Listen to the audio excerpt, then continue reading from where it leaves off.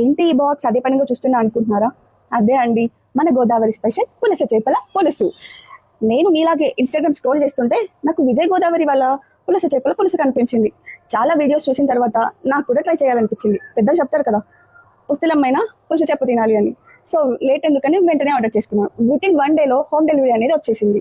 So ఈ బాక్స్ని ఇప్పుడు ఓపెన్ చేసి ప్యాకింగ్ కూడా చాలా నీట్గా చేశారు మొత్తం. సో లేట్ ఎందుకు, ఓపెన్ చేద్దామా?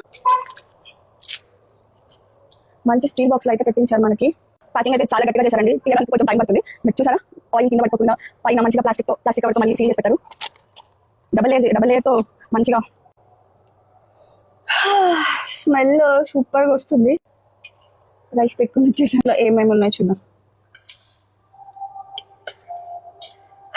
చేపల కూర 1 డే అట్లా నిల్వ ఉంటే చాలా మంచిగా ఉంటుంది. ఐ మీన్ టేస్ట్ మంచిగా కుదురుతుంది అని చెప్తారు. సో గ్రేవీ, ఆ టెక్స్చర్ కానీ గ్రేవీ కానీ, ఆయిల్ కూడా మంచిగా పోసారు, ఎందుకంటే తొందరగా పాడైపోకూడదు కదా చేపల పులుసు అనేది. సో ఆయిల్ కూడా ఫుల్గా వేసారు. సో టేస్ట్ చేసి చూద్దాం ఎలా ఉంది. మీకు నాకు ఇద్దరికి. సో ఇలా మిర్చి, ఇంకా ఇందులో బెండకాయ,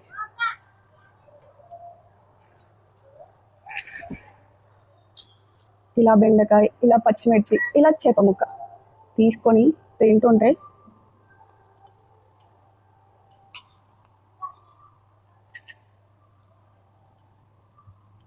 పులుసు అయితే చాలా బాగుంది.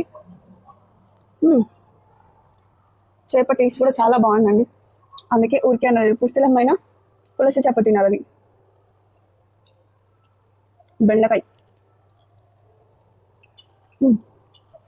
చాలా బాగుంది. ఇంకెందుకు, మీకు కూడా పులస చేపల పులుసు కావాలంటే మన విజయ గోదావరి ఫుడ్స్ నుంచి ఆర్డర్ చేసుకోండి.